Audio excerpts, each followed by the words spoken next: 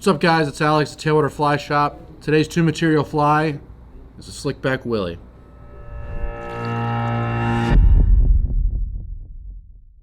Alright, so the hook we're going to be using today is a B10S Stinger in size 4. Yep, 25 to a pack. I think it's 750, so the value quotient is met. I'm going to use a bright orange thread.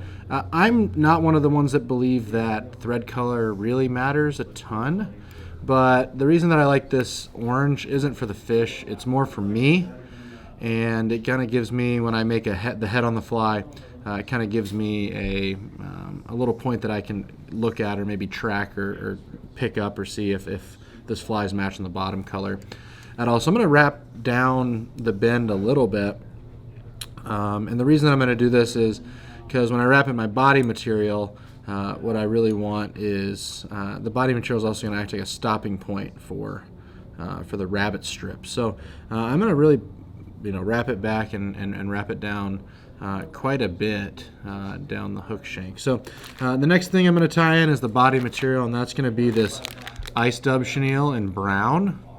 Okay, this stuff's really nice. It's not super, it's not super big. I mean, it's pretty narrow material for saltwater stuff, and you can get a single wrap out of it. It makes a really nice body. It also makes a really nice head on flies that are trying to be slender. But I'm going to tie this in. I also like that this material has just the right amount of flash built into it. So I'm not going to be tying any material into this fly. And when you're only using two materials on a fly, it's really nice to have materials that are kind of multifaceted. So this is going to add some flash, this is going to add some body to it, and those sorts of things. So let me just readjust really quick. So now I'm going to wrap the body around. So I'm just going to be doing basically just one wrap of this. I'm going to use the spinny function. Adam, I just moved the vise on accident. Whoops. That's okay. Spinny function of the vise. So I'm going to wrap it up, leave myself some room so I can tie in the next material. But now I'm going to tie this off, and then we'll snip it close. Okay. All right. So the next thing I'm going to do, and I didn't tie these in first because I don't want them to wobble. So on a B10S is a really narrow hook, and so if you tie eyes, especially bead chain eyes, in directly on top of the hook shank, it's really hard to get them tight. So what I like to do is I like to tie the first part so it's a little bit thicker, and then I'm going to tie the eyes now in. So I know it's a little bit backwards from a lot of guys, tie the eyes in first, but on a B10S it's such a narrow hook that I kind of like to have a little bit more body than just like a little thread base on it to tie my eyes in. So I'm going to wrap these in pretty good. Don't have to be crazy. I'll probably put some super glue over these. But again, on this fly, this is going to be the bottom of the fly.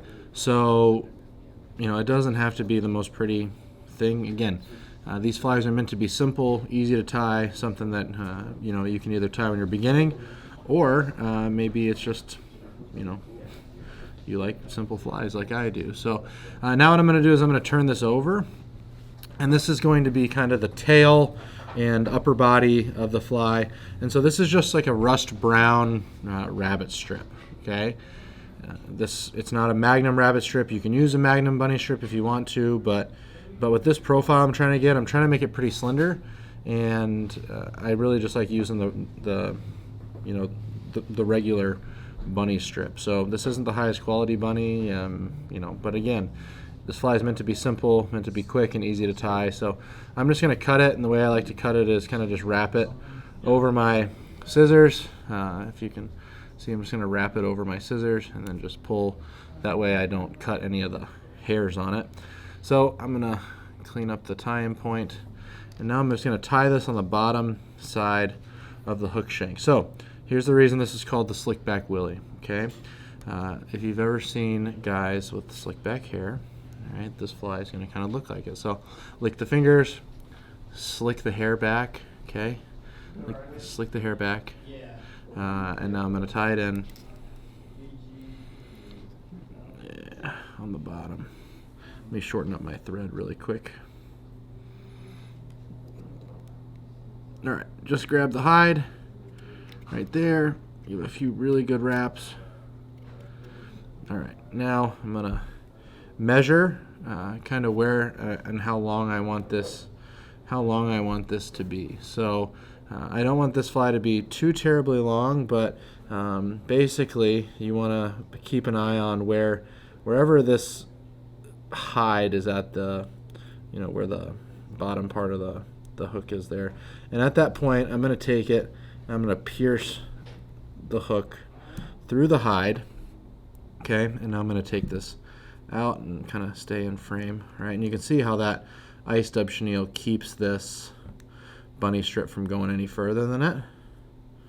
All right, and I'm going to actually flip the vise over and put it back in. So the fly is actually going to ride inverted. So what you're seeing right now is an upside down version of the fly.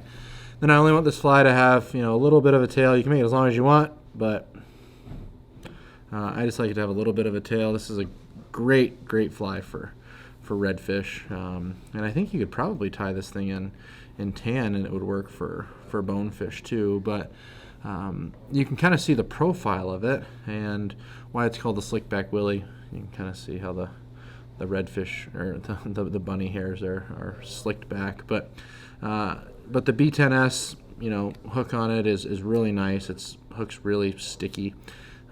If a fish looks at it, it's going to get hooked. But that's underneath, kind of the way that it'll look, in your fly box. From a head-on perspective, again, another perspective of it, you can see that it really does just kind of have that bunny hair slicked back on it, and it gives a nice, real little look. So if redfish are eating on like these little flats worms or shrimp, or even little bait fish, you can tie this fly in white. You can tie this fly in chartreuse. I really like this fly in olive also. It's a really nice color pattern. Tan is really nice, so there's no reason this wouldn't work for bonefish. You could replace the bead chain with tungsten. You could replace it with lead. You could tie this weightless, and it'd be a really nice fly. You can add materials to this if you'd like to, but hey, if we added materials, then it wouldn't be a two material fly anymore, would it? So now we're going to put on a weed guard. Weed guards are a must. Why not tie on a weed guard? You might as well tie on a weed guard because you can always cut it off if you decide that you don't need it. So at this point, Adam's going to cut the video because I don't have the mono material that I need for a weed guard. And then he's going to clip it back when I get it and we're going to act like nothing happened.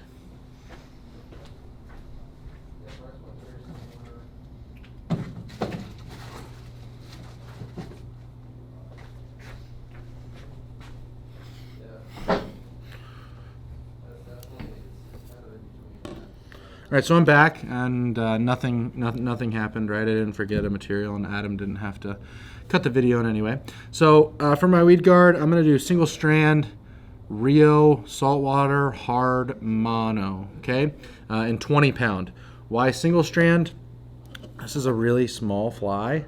It's a really fine wire hook, and I have tied my weed guards like this for a really long time and haven't really had any issues with it. So I'm just going to put the little end in my teeth and kind of flatten out the tip of it. I don't know if you can see that, but I kind of just flattened out the tip of it and put the grooves in. If you have little pliers, you can do that too, but hey, why not ruin my teeth? So I'm going to tie that little flattened tag end right in front of the eyes here, wrap back to the eyes. So at this point, the weed guard's going to be laying straight down, to which I'm going to pull it up, pinch behind it, and then wrap between the weed guard and my fingers. And what that's going to do is it's going to stand the weed guard up, but I still want it to lay back a little bit.